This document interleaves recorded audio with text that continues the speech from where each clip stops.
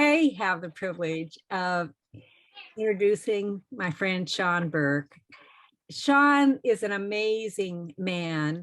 I love his athletic story. He's going to be sharing about that.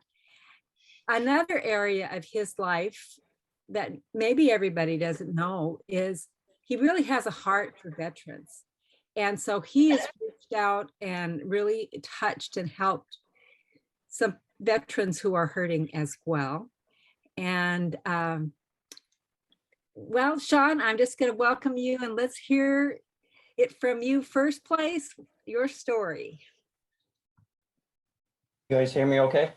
We can. Okay. So thank you for inviting me tonight. And I can, my athletic stories, I've been an athlete all my life. I wrestled in high school and then got a full ride scholarship to college. And then that year in 1979, 1980, they ended up dropping the wrestling program. And then I joined the military and wrestled with the United States Army wrestling team for travel all around the world. Shawn, you're cutting in and out a little bit. Hear me now? Yep. Okay. Get a little bit closer to the. So as I was saying, I was been in high school. I've been an athlete all my life. Got a full ride scholarship to college for wrestling, and then went into. They dropped the wrestling program that first year I was in college, and so I joined the United States Army and wrestled with them for 4 years and traveled all around the United States wrestling for them.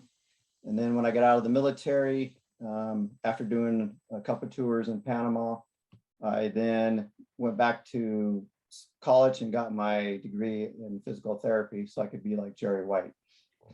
Of course, I didn't know Jerry White at the time, but we actually worked probably close in the same building. We didn't know that at the time. But anyway, then I went and started doing triathlons in 1989. And in 2022, I'm still doing triathlon. 12 years ago, I thought that I wasn't going to be able to do any races anymore. I had been competing all my life, and based on the wear and tear on my body and the trauma of being in the military, 12 years ago, before discovering redox molecules, I thought my career was over. And that was really kind of hard for me to accept because that was the way I was dealing with different demons that I had brought back from me from the military. And frankly, I was pretty darn scared at that time. I didn't know what I was going to do, how I was going to be able to adjust to that. And then I went to a sports fair and was walking across a booth, and it said the science behind redox molecules. And that was in 1980, or no, yeah, that was 12 years ago. And so I just kind of took the brochures, put it in my bag and said, oh, I'll read it down the road. And then when I was training, I was getting ready to do my 18th Ironman at that time. And I was 8 weeks out, and I didn't know if I was going to be able to even compete in my 18th Ironman. But then a little voice in my head said, you might want to read that material that you picked up and just put in your bag. So I did. I started reading it, and being in physical therapy for the last 30 plus years, the science of redox molecules was something I never heard of. And I thought, well, I can do some research. So I did some research into what redox molecules actually were. I read Dr. Gary Samuelson's book on redox molecules. I then listened to some podcasts that Dr. Robinson Ward and Dr. Gary Samuelson did. And that's what got me hooked. That's what got me onto the science of redox molecules. One of the things they said is it will help your athletic performance. And at that time, that's what I was looking for. I wanted to see if this really would work. So getting ready to do an Ironman race, you need to train 20 to 25 hours a week of training in order to be able to compete at that level. I was only maybe getting 5 hours of training in a week. My body was sore. I was living off ibuprofen at the time. And I was a scared athlete trying to figure out how I was going to fake it to the starting line. Well, after taking the redox molecules, it was about 2.5 to 3 weeks before I started noticing a big change in my and my feeling. I started sleeping better. The food I was eating I was able to digest it. And all of a sudden I wasn't taking ibuprofen anymore because my body wasn't aching. I wasn't sore. It wasn't. So that 5 hours of training went to 10 hours of training, went to 15 hours of training. And I got it back up to 23 hours of training before that race. And so I went to my 18th Ironman with a new confidence in myself and saying, I'm feeling better and I'm going to be able to race 6 weeks ago. So I did my 18th Ironman and I had a great race. I took 58 minutes off my previous time. And I said, wow, the only thing I did different was started taking redox molecules. That was the only thing difference I did. And that just changed the whole way that I started thinking about athletic performance. So normally after doing an Ironman race, I need to take a month off from training. I was actually training 3 days later. I was back to work 2 days later, and I started racing again. And normally after an Ironman race, I can't race for another 6 weeks. 2 weeks later, I raced and placed first won that age group and set a course record and went on that year to race 9 more races and got 9 first that year and set, I think it was 6 course records for my age group at that time. And so here we are now, 69 races later, and I've won 66 of those races and gotten second in the other 3 races. And the only reason I got second in those other 2 races is I did not take my redox molecules correctly. And so it made a believer out of me. And I just raced this weekend, started off my 2022 racing season. I have 7 races planned for this year. Got 1 in the bag, got a gold last weekend, and I'll be racing every other week until the end of August. And it's made a huge believer out of me. And I've been fortunate enough to be able to utilize my knowledge of redox molecules and have actually turned some other athletes onto the product too. One that everybody is aware of is Dexter Yates, who's a 77-year-old world champion. She just last November, a few months ago in November, raced with Marsha White, raced down there at 77 years old and won her age group. She's ranked #1 in the world. So you can either take someone who's my age, who's 62 years old, or you can take someone who's Dexter Yates, who's 77 years old, world champion, or another gentleman named Tyson McGuffin, who's ranked #1 in the world, pickleball player, who's I got turned on to redox molecules, and he's 30, I think he's 32. So he's just, but he'll never stop taking it either. So that's kind of my story, real quick story, but it's changed my life. It's changed the way I think about athletic performance.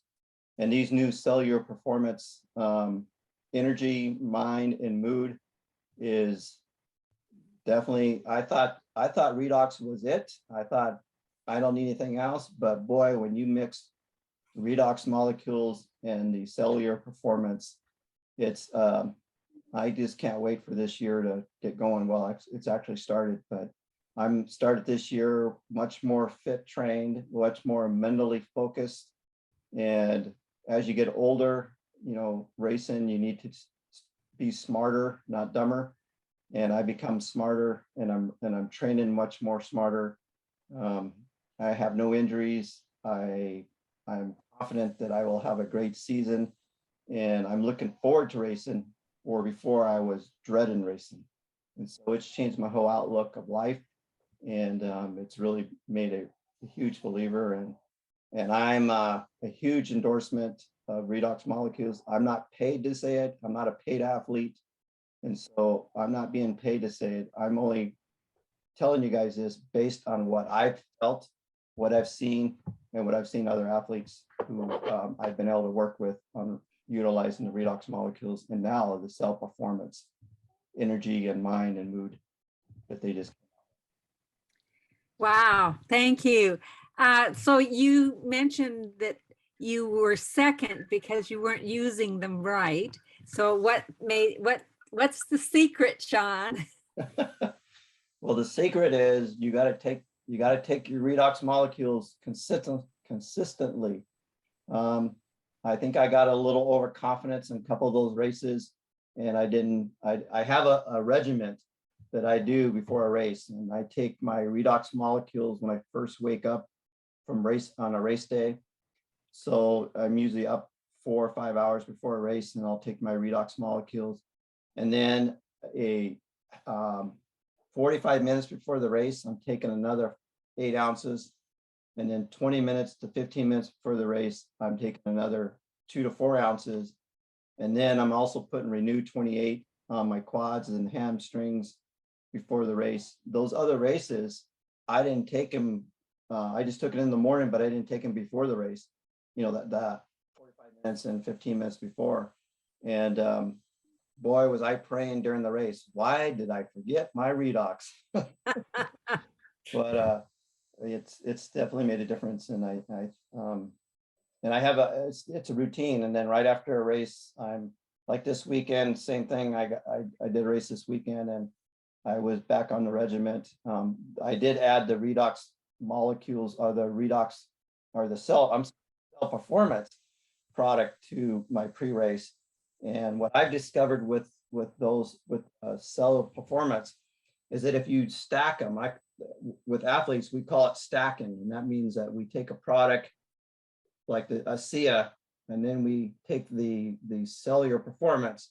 So you take your ASEA when you first, like 20 minutes, I take it about 15 minutes before I take my cellular performance. Then I take the cellular performance, and that gives me more bang for my ounces of drinking. The reason for that, and if you think about it, is if you drink your redox molecules, it all of a sudden starts the cell communication. And then if you take your cell performance, it then is the cells are already talking like, give me some, give me some, give me some. And then you give them the cell performance, and that's made a difference for me. And it's given me a longer energy too, because if I take the cell performance without taking my ASEA 15 minutes before, I'm usually getting about 3 hours, maybe 3.5 hours of energy. But if I take redox and then the cell performance drink, then I get about 5.5 hours. So I've actually increased it. And then I'm kind of a geek. I guess I'm kind of like Jerry in some ways, the physical therapist in me. When I take the cell performance and then I go out and train, I'm actually finding out that my power output is more efficiently, even after being on redox molecules for 12, going on 12 years now. I measure what my heart rate is, and my heart rate is actually a little bit lower during training with the cell performance product. And I contribute that to, I'm actually feeding those cells that have just been woken up. And the ingredients in the cell energy and mind is perfect for cells that need to perform ultimately. In other words, your endurance cells, you have cells that are endurance cells, you have cells that are strength cells. Those are cells that are very important, and they have to be fed just like anything, just like any other cell.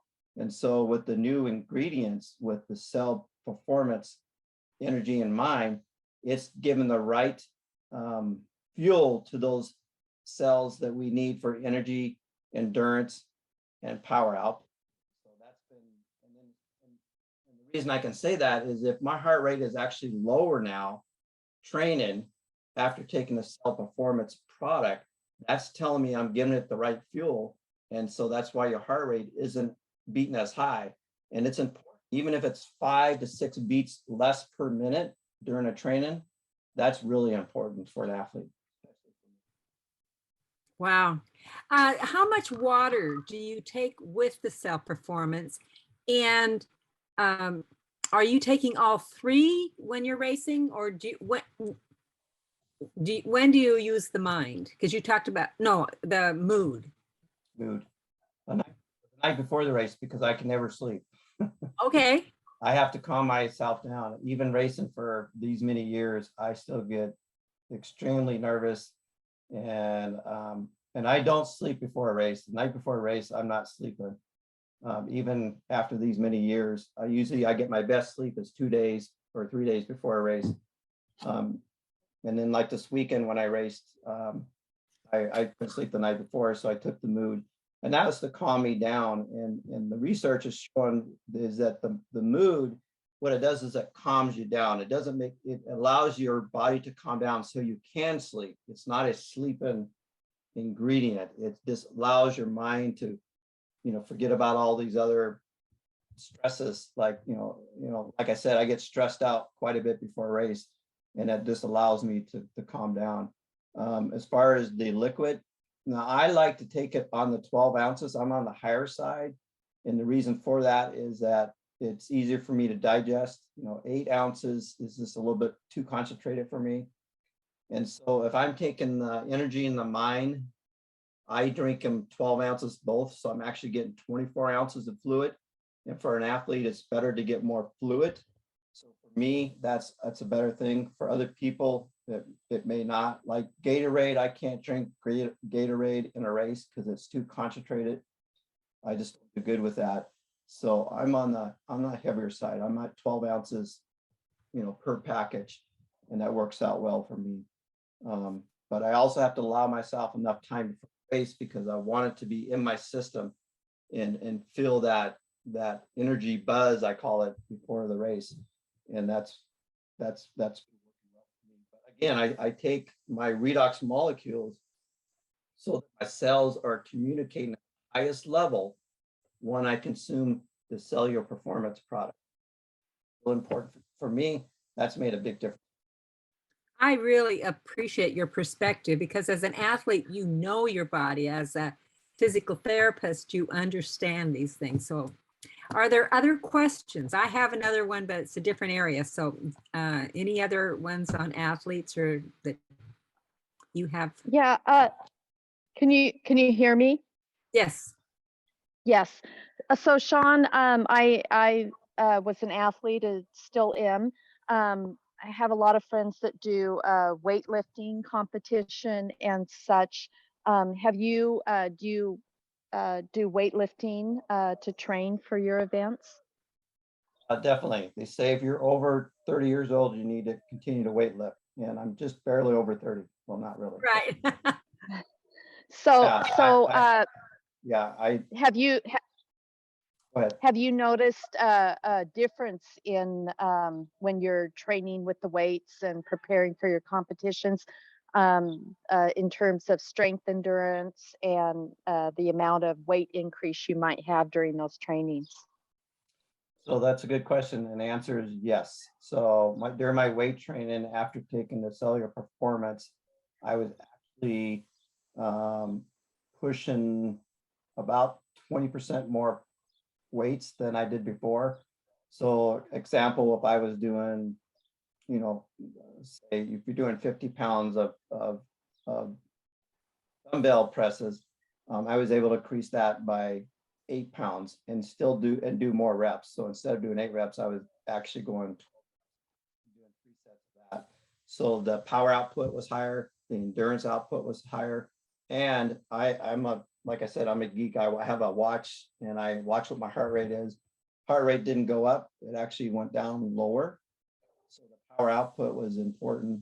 That's also important for cyclists. So because per stroke, we want power output, plus we want endurance.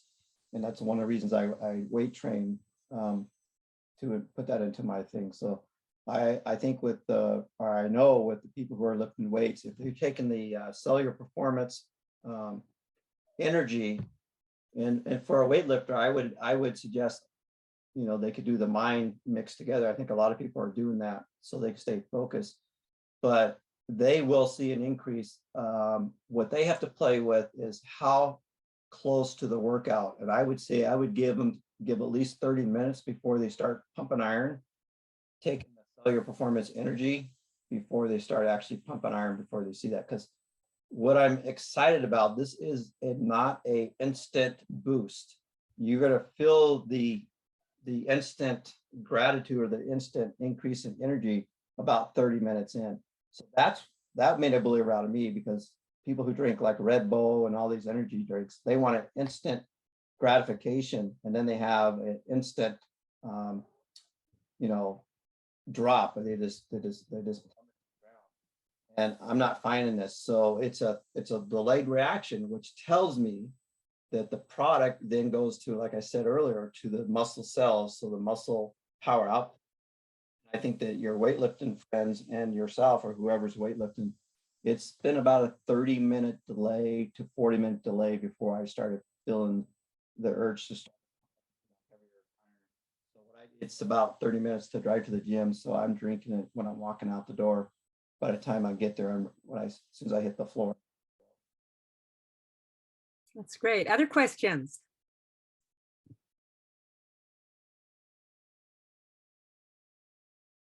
Well, Shawn, I know because of your physical therapy that you're working with people who are not super athletes. And I'm thinking especially about Brandon. Can you share a little bit about that story and how that changed his life and your life? Do that without crying.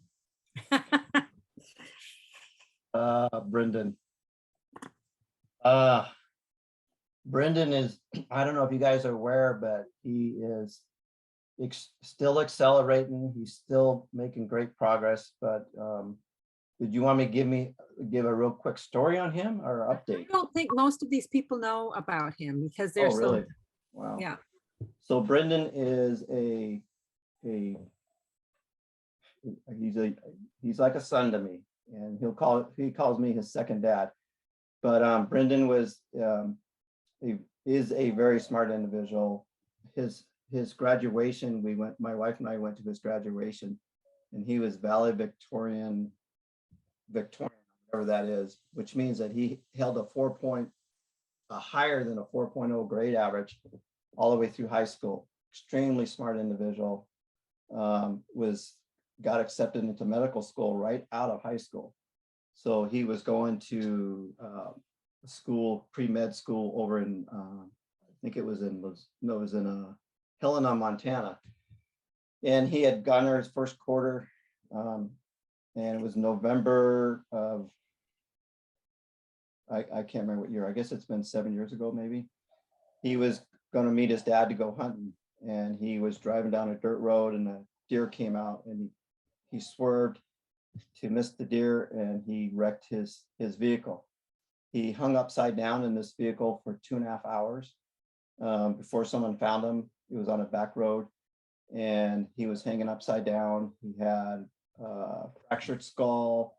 He had broken ribs, clavicle. I mean, he was banged up pretty bad. Once they found him, it took like 45 minutes to extricate him out of the vehicle. He was then airlifted to Missoula, and then I think they flew him down to Boise. And the prognosis was very, very, they didn't think he was going to live through the night. His mom talks about this. She's actually done some interviews, and they called the mom, and the mom flew down to be with him, or drove down to be with him. And they said that he would never live, a normal life. He's going to be a vegetable. He was on a ventilator for 90. If he was here, he would correct me. I think it's 96 or 98 days he was on a ventilator. They were trying to talk the parents into pulling the plug. They said, you just need to let him go. Parents said, no way, we're not going to do that. He was in the hospital for 196 days. They finally sent him home in a hospital bed and said, he's just going to have to be a vegetable. And the parents said, okay, we'll just put a hospital bed in the bedroom, and or in the living room, and he's our son, and we're never going to let him go. And so I was following him the whole time during that situation. And then he finally, after he got home, 2 days after he got home, I called his dad and I said, hey, I got something you may want to try. And his dad is a a chemical engineer. And so when I told him it was redox molecules, his response was, they can't stabilize that outside the body. And I said, well, they have. And he says, well, if they have, I want to learn about it. So he went to Carl Smith's presentation. He brought Brendan into that presentation, and it was just like it was yesterday. And Brendan is in a wheelchair, and his dad is sitting behind him trying to hold him up because he couldn't even sit up in a wheelchair. But Brendan's mind was still there. And I remember Brendan sitting in the back of this presentation, and Dr. Carl Smith was talking about redox molecules and how it penetrates the cell membrane of the brain, and it's only 4 atoms wide. And here's Brendan in the back of the room just pointing at the screen. And he kept pointing and pointing. And his dad's like, we need this. We need this now. And I said, I don't have it. He says, by the time I get home, I want it. And so we were able to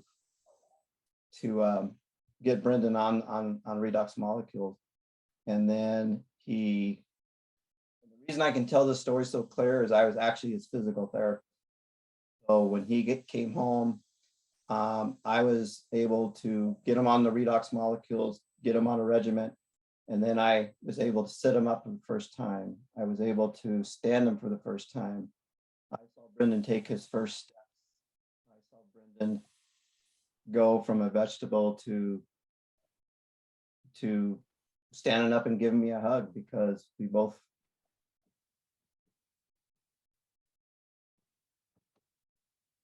fell in love with each other again. And it was a miracle watching him. And that gentleman has such determination. And I can remember him walking with a walker. I can remember him walking with a cane. I remember when he took his first steps without anything.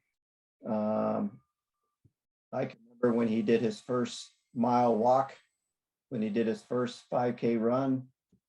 And I remember they said he would, I mean, it's the gentleman is a miracle, and he has such a heart and determination to fight everything he can to get his dream back.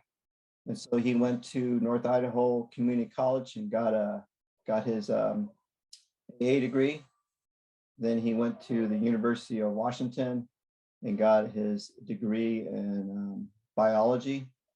And as of a month ago, he got accepted into physical therapy school in the doctorate program.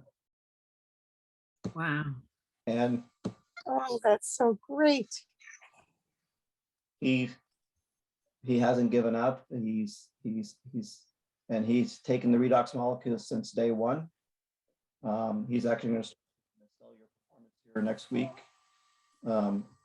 And he is committed to graduating in physical therapy school. He wants to become my boss. So I told him he can definitely, but I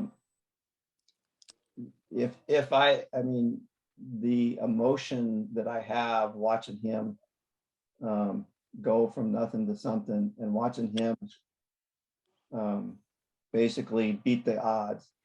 And here's the other story on that too, which is very powerful. I have my own training facility, and Brendan was actually working in my training facility, or training in my training facility.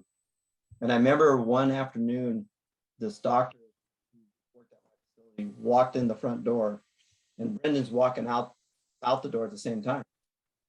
And the doctor, named just for confidential reasons, the doctor was in the waiting area, and he stopped and he looked out the door like he saw a ghost, and just walked past him like, how you doing?